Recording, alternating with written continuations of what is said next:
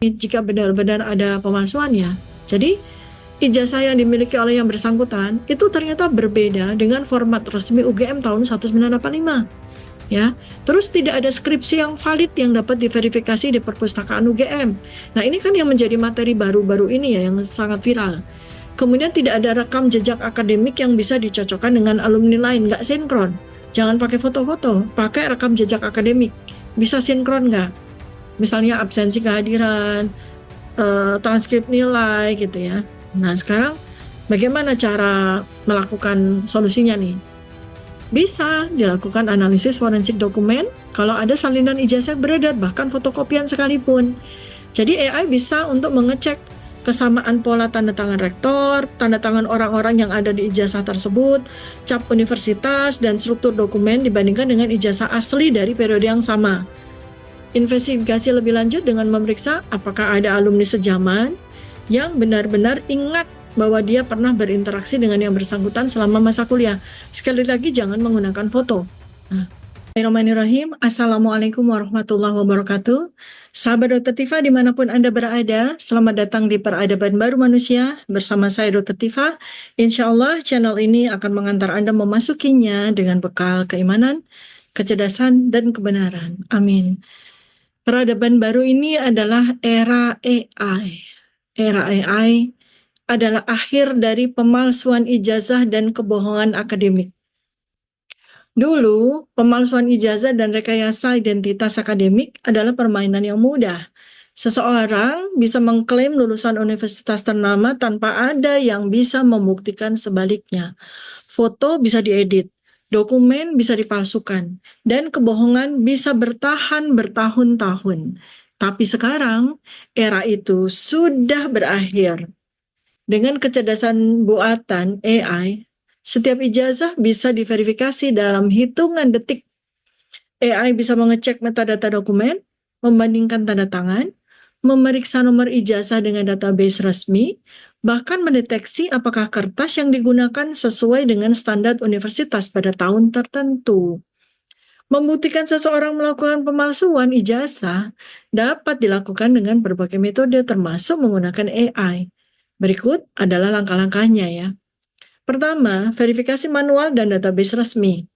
Cek di pangkalan data pendidikan tinggi, PDDikti, atau lembaga terkait. Di Indonesia, perguruan tinggi terdaftar di PDDikti. AI bisa digunakan untuk memindai dan mencocokkan data secara otomatis. Kemudian, konfirmasi dengan institusi penerbit. Hubungi universitas atau sekolah terkait untuk memastikan keabsahan ijazah. Berikutnya adalah analisis dokumen dengan AI. Menggunakan optical character recognition, forensik digital.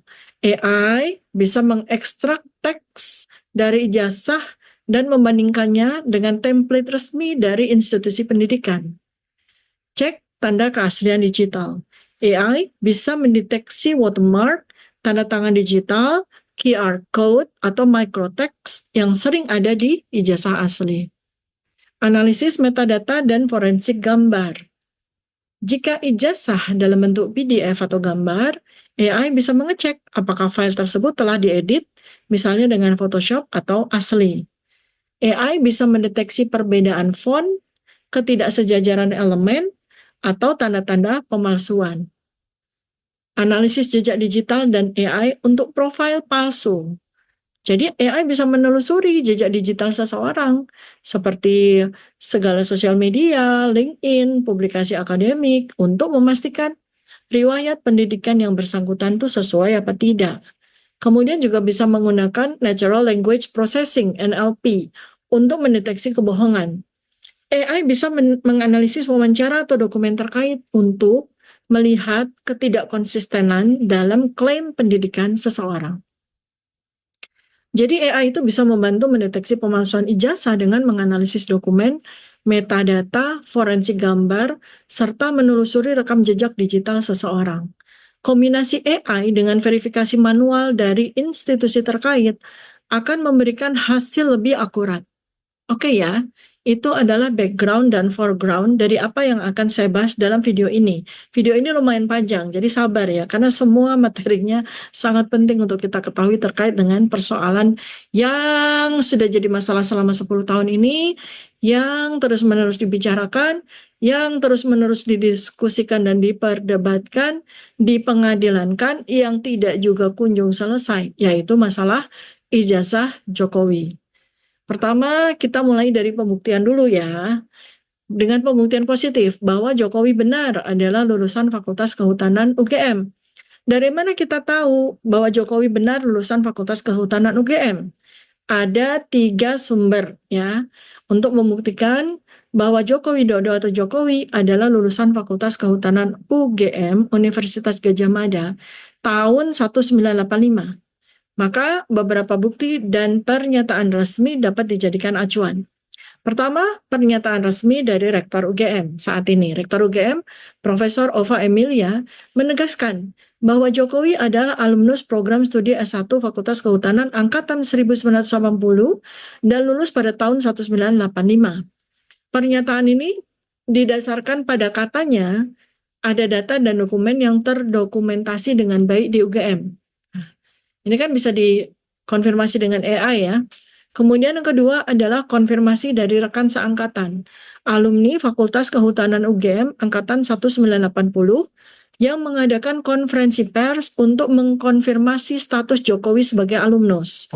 Mereka menunjukkan foto-foto masa kuliah, ijazah asli mereka, bukan ijazah asli Jokowi, ijazah asli mereka yang mereka bawa, dan memberikan testimoni terkait interaksi langsung dengan Jokowi selama masa perkuliahan hingga wisuda. Nah, ini juga bisa didetek dengan AI. Apakah keterangan yang mereka berikan asli apa palsu dengan NLP ya. Kemudian dokumentasi dalam buku kenangan alumni. Dalam buku kenangan alumni Fakultas Kehutanan UGM tercantum biodata Jokowi yang menunjukkan bahwa ia terdaftar pada tahun 1980 dan lulus 1985. Informasi yang tercantum termasuk asal SMA dan judul skripsinya. Nah, di sini yang terjadi inkonsistensi dari data yang ada ya. Pertama, ini buku kenangan alumni. Malah menimbulkan banyak pertanyaan. Satu ya, foto yang ada di buku alumni tersebut. Itu adalah foto laki-laki berkacamata, rambutnya tebal, kupingnya caplang, hidungnya mancung, bibirnya tebal, berkumis, dan yang jelas sangat berbeda dengan versi asli seorang Jokowi yang foto-foto masa mudanya juga banyak beredar. Foto masa muda yang asli, di mana dia adalah laki-laki yang tidak berkacamata, rambutnya tipis cenderung botak dari muda, kupingnya cipus bukan caplang, hidungnya tidak mancung, bibirnya tidak tebal, tidak pernah pakai kumis, ya, yang sangat berbeda dengan foto laki-laki yang ada di buku kenangan alumni tersebut. Nah, kemudian yang kedua adalah di buku alumni tersebut malah tertera. Jadi mahasiswa atau alumni yang bernama Jokowi ini di buku alumni itu tertulis asal SMA-nya adalah SMA 6 Yogyakarta. Padahal yang bersangkutan sesuai dengan pengakuannya adalah lulusan SMA 6 Surakarta. Untuk diketahui, SMA 6 Surakarta itu baru berdiri tahun 1985, tahun di mana yang bersangkutan mengaku sudah lulus dari kuliah di UGM. Kemudian kita juga melihat keaslian ataupun kepalsuan juga dari skripsi yang bersangkutan. Nah, dari skripsi ini juga malah jadi banyak poin keanehan ya. Pertama dari tanggal ujian skripsi dengan tanggal wisuda yang ada di ijazah. Dosen pembimbing yang dinyatakan dengan yang tertulis dalam repositori juga berbeda. Jadi, dosen pembimbing yang tertulis di dalam skripsi yang direpositorikan oleh UGM itu, Jokowi nama mahasiswanya, dosen pembimbingnya adalah Profesor Ahmad Sumitro. Sedangkan yang dia akui, dosen pembimbing skripsinya adalah Pak Kasmujo. Jadi ini ada dua hal yang nama yang berbeda kan. Terus yang tertera, yang tertulis di dalam ijazah, ya, dan tanggal skripsi yang ada di dalam halaman pertama skripsi yang ada di repositori UGM itu menunjukkan keanehan yang luar biasa. Karena skripsi disetujui tanggal 14 November 1985, sementara ijazah tanggal 5 November 1985. Nangkep keanehannya? Jadi ijazahnya duluan tanggal 5, skripsinya belakangan tanggal 14. Ini orang UGM, alumni UGM seperti saya maupun teman-teman semuanya pasti tahu. Ketika kita udah ujian skripsi, maka kita menunggu jadwal ujian, jadwal wisuda, itu 3 sampai 5 bulan setelahnya, bukan dalam 1 bulan. Apalagi yang aneh sekali adalah skripsinya belakangan, ijazahnya keluar duluan, kan aneh sekali ya. Nah, sekarang kita mau lihat dari sisi AI aja gitu ya. Pertama, sebelum ke AI deh, kita menggunakan metode investigasi konvensional, tradisional dulu. Untuk menguji apakah data-data tersebut ya, mulai dari pernyataan resmi dari Rektor UGM yang menyatakan mereka punya data dan dokumentasi yang bisa dipertanggungjawabkan untuk memastikan apakah yang bersangkutan memang pernah menjadi mahasiswa di UGM atau tidak. Nah, ini kita bisa uji ya dengan berbagai macam metode termasuk AI. Kemudian pernyataan dari para orang-orang yang mengaku sebagai alumni atau teman-teman dari Jokowi. Itu juga bisa dilakukan deteksi dengan berbagai metode juga dengan AI. Ketiga adalah soal skripsi dan ijazah nyalang sendiri. Ini juga bisa diuji dengan berbagai metode AI. Sekarang dari sisi konvensional dulu, tanpa AI dulu ya. Jadi metode investigasi perlu dilakukan secara lebih dalam dengan berbagai pendekatan, termasuk verifikasi independen dan analisis forensik ya. Jadi cara-caranya ya. Pertama adalah verifikasi dengan pihak ketiga. Jadi pihak ketiga ini bukan UGM, bukan dari Jokowi, bukan, tapi pihak ketiga. Pihak ketiga ini melakukan audit ijazah ke UGM secara independen. Jika ada kecurigaan, maka bisa dilakukan permintaan resmi kepada UGM untuk mengecek data asli yang tersimpan dalam arsip akademik. Kemudian, cek database nasional. Data kelulusan mahasiswa bisa dicek di Pangkalan Data Pendidikan Tinggi, PDDikti, atau Arsip Nasional Republik Indonesia (ANRI) jika ada dokumentasi terkait. Kemudian bisa dilakukan analisis forensik dokumen. Jadi forensik digital pada ijazah. Ini udah minta bantuan AI ya. Maka AI bisa melakukan pemeriksaan. Apakah dokumen ijazah mengalami manipulasi digital, misalnya editan Photoshop. Kemudian dilakukan juga untuk melakukan analisis kertas dan tinta. Jadi kalau bisa mengakses fisik ijazah, ya sebetulnya kalau AI nggak usah asli, fotokopian juga bisa begitu ya. Maka pemeriksaan laboratorium dengan menggunakan AI itu dapat memastikan apakah kertas ya, kertas itu berlaku di tahun 1985 untuk ijazah, apakah tinta juga berlaku di tahun 1985 untuk ijazah juga untuk skripsi, dan tanda tangan semua orang itu sesuai tidak dengan periode waktu yang diklaim. Siapin Aqua buat nanti buka. Surya Auto Silin, lindungi dari yang tak terduga. Ya. Kemudian juga bisa melakukan konfirmasi dengan alumni yang sejaman. Jadi wawancara independen bisa dilakukan dengan alumni Fakultas Kehutanan UGM Angkatan 1980 atau dengan kakak tingkat atau dengan adik tingkat. Karena kalau kita ya apalagi di UGM di antara waktu itu tuh kan sulit sekali kan. Mendapat nilai A, B, C itu kan sulit sekali. Maka pastilah itu orang yang benar-benar jadi mahasiswa itu pasti mengenal dan dikenal oleh kakak tingkatnya 2 sampai 3 tahun di atas, atau dikenal dan sangat kenal sama adik kelasnya 2 sampai 3 tahun di bawah. Jadi mereka bisa menjadi subjek untuk diwawancara secara langsung dan membandingkan kesaksian mereka konsisten atau tidak ya. Kemudian ada nggak catatan akademik yang masih ada di UGM? Misalnya transkrip nilai atau bukti kehadiran di kelas. Ya. Kemudian baru analisis jejak digital dan arsip-arsip lama. Bisa melakukan pencarian di media dan arsip lama. Maka jika seseorang ada lulusan sebuah universitas, biasanya ada jejaknya kan di media kampus, majalah alumni, atau dokumentasi universitas. Dan itu nanti bisa dikonfirmasi dengan keterangan wawancara dari eyewitness. Bukan cuma kita mengandalkan foto-foto aja. Dan kemudian pengecekan di perpustakaan atau repositori skripsi. Cek apakah ada skripsi atas nama yang bersangkutan dalam arsip perpustakaan UGM dan apakah konsisten ya, karena banyak sekali hal-hal yang inkonsisten pada skripsi yang bersangkutan. Kemudian, investigasi jika bisa dilakukan oleh ahli forensik dan whistleblower. Jika ada kejanggalan besar, maka bisa melibatkan tim investigasi independen Jurnalis investigasi, organisasi anti korupsi, atau whistleblower bisa membantu membongkar jika ada dugaan pemalsuan besar-besaran. Nah, teknik untuk melakukan verifikasi secara lebih mendalam lagi.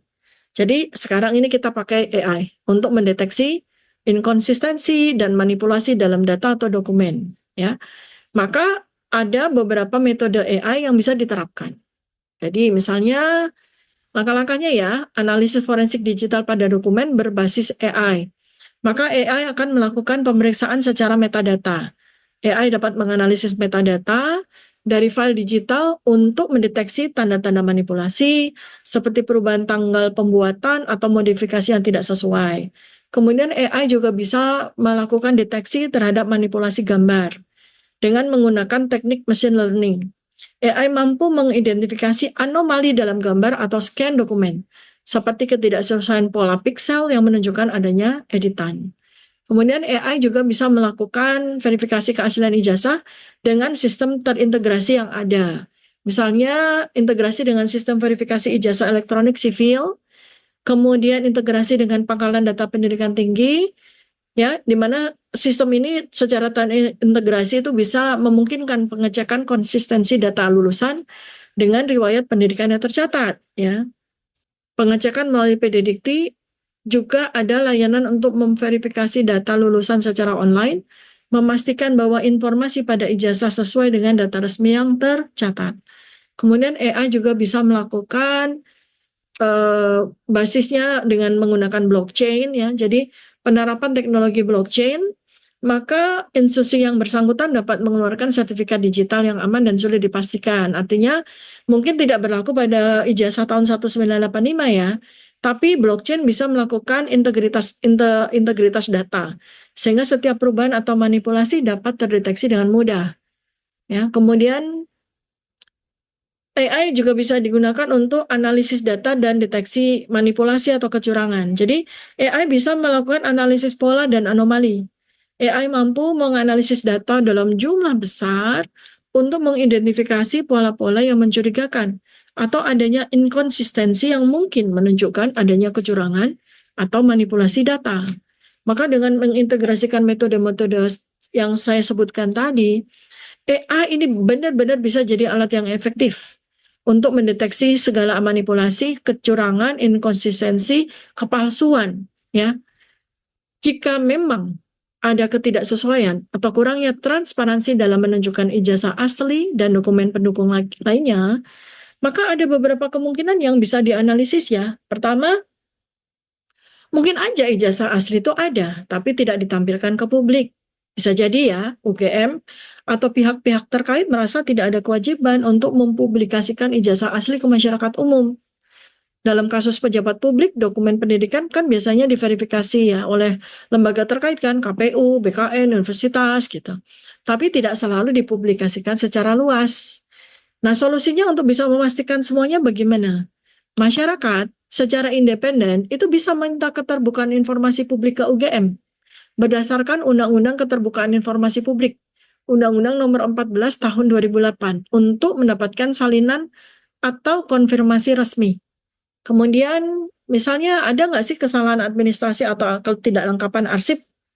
Ya kalau beberapa universitas lain mungkin ya, tapi kalau UGM itu nggak mungkin punya arsip yang kurang tertata gitu ya. Kemungkinan ada kesalahan pencatatan nama, tahun lulus, nomor ijazah, itu kayaknya kok tidak mungkin ya kalau universitas sebesar UGM. Tapi ya segalanya kan bisa mungkin gitu. Maka gimana solusinya nih? Maka bisa sekali lagi masyarakat bisa melakukan investigasi secara independen lebih lanjut dengan membandingkan data alumni lain pada periode yang sama. Memeriksa data lulusan tahun 1985 untuk semua lulusan universitas atau fakultas. Ya. Kemudian ada nggak kemungkinan ijazahnya bermasalah atau ada pemalsuan? Nah ini yang menjadi polemik sampai dengan hari ini kan. Sekarang jika sampai hari ini UGM tidak bisa menunjukkan dokumen asli atau salinan dokumen yang pasti ada di UGM, ini bisa menimbulkan spekulasi loh, bahwa ada sesuatu yang disembunyikan. Kan ada beberapa kemungkinan skenario nih jika benar-benar ada pemalsuannya. Jadi ijazah yang dimiliki oleh yang bersangkutan itu ternyata berbeda dengan format resmi UGM tahun 1985. ya. Terus tidak ada skripsi yang valid yang dapat diverifikasi di perpustakaan UGM. Nah, ini kan yang menjadi materi baru-baru ini ya yang sangat viral. Kemudian tidak ada rekam jejak akademik yang bisa dicocokkan dengan alumni lain, nggak sinkron. Jangan pakai foto-foto, pakai rekam jejak akademik. Bisa sinkron nggak? Misalnya absensi kehadiran, transkrip nilai gitu ya. Nah, sekarang bagaimana cara melakukan solusinya nih? Bisa dilakukan analisis forensik dokumen kalau ada salinan ijazah beredar, bahkan fotokopian sekalipun. Jadi AI bisa untuk mengecek kesamaan pola tanda tangan rektor, tanda tangan orang-orang yang ada di ijazah tersebut, cap universitas, dan struktur dokumen dibandingkan dengan ijazah asli dari periode yang sama. Investigasi lebih lanjut dengan memeriksa apakah ada alumni sejaman yang benar-benar ingat bahwa dia pernah berinteraksi dengan yang bersangkutan selama masa kuliah. Sekali lagi, jangan menggunakan foto. Nah, jika UGM dan pihak terkait tidak pernah secara terbuka menunjukkan ijazah asli atau ijazah salinan, maka itu memang bisa dianggap aneh dan mencurigakan. Maka satu-satunya cara untuk membuktikan keabsahannya adalah dengan permintaan keterbukaan informasi ke UGM untuk ijazah asli. Kemudian pemeriksaan metadata atau analisis forensik jika ada salinan dokumen yang bisa diuji. Ketiga, konfirmasi dari alumni lain dan catatan universitas yang bisa diperiksa publik. Jadi AI saat ini tuh bisa mengakhiri kepalsuan foto maupun identitas ijazah apapun ya. Jadi bukan hanya dokumen, AI juga bisa membongkar foto-foto palsu. Jika seseorang mengedit wajahnya ke dalam foto kelulusan, AI akan mendeteksi ketidaksesuaian pencahayaan, tekstur kulit, bahkan bayangan yang tidak wajar. Jika ada yang berbohong soal latar belakang akademiknya dan mencoba menunjukkan foto palsu, AI akan langsung membongkar kebenarannya.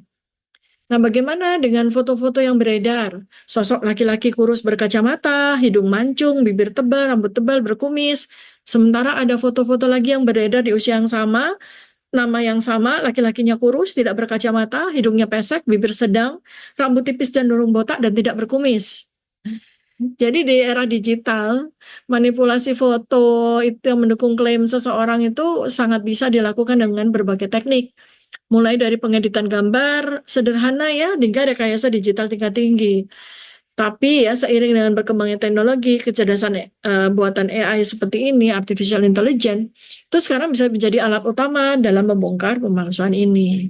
Bagaimana sih AI bisa mendeteksi Photoshop dan teknik edit lainnya untuk pemalsuan foto? AI saat ini punya kemampuan forensik digital yang bisa mengungkap manipulasi gambar secara akurat. Berikut nih beberapa metodenya. Jadi, analisis metadata dan jejak digital foto. Bagaimana AI bekerja? Setiap foto memiliki metadata, EXIF data, yang menyimpan informasi seperti kamera yang digunakan, tanggal pengambilan, pengaturan ISO, hingga software yang pernah mengeditnya. Jika metadata menunjukkan bahwa foto tersebut pernah diedit dengan Photoshop atau AI image generator, itu bisa menjadi indikasi awal adanya manipulasi. AI bisa membandingkan metadata ini dengan foto-foto lain dari sumber yang sama untuk melihat konsistensi data. Contohnya ya, jika seseorang mengklaim fotonya asli dari tahun 1985, tetapi metadata menunjukkan gambar dibuat dan dimodifikasi tahun 2014 dengan Photoshop, pasti ada yang salah. Kemudian AI juga bisa melakukan deteksi inkonsistensi dalam pencahayaan dan bayangan. Bagaimana AI bekerja? AI memeriksa arah cahaya, refleksi, dan bayangan pada objek di dalam gambar. Jika seseorang menambahkan objek atau wajah ke dalam gambar menggunakan Photoshop, maka kemungkinan pencahayaan tidak konsisten dengan elemen asli di foto. AI dapat membandingkan distribusi cahaya dan sudut bayangan untuk melihat apakah ada bagian yang tampak janggal. Misalnya contoh ya, jika seseorang mengedit wajahnya ke foto wisuda yang bukan miliknya, tetapi bayangan wajahnya tidak selaras dengan tubuh lainnya, AI akan langsung mendeteksi anomali tersebut. Kemudian, analisis piksel dan artefak digital. Bagaimana AI bekerja? AI akan memeriksa pola piksel dan tekstur gambar untuk menemukan area yang memiliki komposisi berbeda dari bagian lain. Teknik seperti error level analysis memungkinkan AI akan melihat bagian mana dalam gambar yang mengalami manipulasi tingkat tinggi. Jika ada perbedaan kualitas resolusi antara bagian wajah dan tubuh dalam foto, itu tanda jelas hasil edit. Contohnya, jika seseorang mengklaim foto lamanya adalah asli, tetapi AI mendeteksi ada bagian tertentu yang memiliki tingkat kompresi yang berbeda. Misalnya, wajah lebih tajam daripada tubuh. Berarti ada sesuatu yang ditambahkan atau dimanipulasi. AI juga bisa menganalisis noise dan pola tekstur wajah yang tidak alami ya akibat editan. Contoh, jika seseorang menggunakan AI untuk membuat foto wisuda palsu dengan wajahnya, AI bisa mendeteksi ketidaksempurnaan dalam garis wajah dan ekspresi mikro yang tidak sesuai dengan gambar asli manusia. Sekarang, membandingkan dengan data arsip dan referensi, bagaimana AI bekerja? AI dapat membandingkan foto yang dicurigai dengan database foto arsip dari universitas, media, atau catatan resmi lainnya. Jika foto tersebut tidak ditemukan dalam arsip universitas, tetapi tiba-tiba muncul sebagai bukti, maka ada indikasi kuat foto tersebut telah diedit atau dipalsukan. Contoh, jika seseorang mengklaim foto wisudanya asli, tetapi AI membandingkan dengan arsip dan tidak menemukan satupun foto serupa di database resmi, itu bisa menjadi bukti foto tersebut dibuat belakangan dengan editan. Jadi kebenaran itu saat ini tidak bisa ditutupi lagi ya, teman-teman, sahabat Dr. Tifa semuanya ya. Sekarang dalam era peradaban baru ini, era AI, tidak ada lagi yang bisa disembunyikan. Setiap klaim akademik bisa diverifikasi secara publik dan transparan. Tidak peduli seberapa kuat seseorang, tidak peduli seberapa lama kebohongan itu bertahan. Pada akhirnya AI akan mengungkap semuanya. Bagaimana? Anda setuju? Jika setuju, tekan like dan subscribe ya untuk terus mengikuti perkembangan teknologi dan investigasi mendalam seperti ini. Sampai jumpa di video-video berikutnya. Wassalamualaikum warahmatullahi wabarakatuh. Salam kebenaran.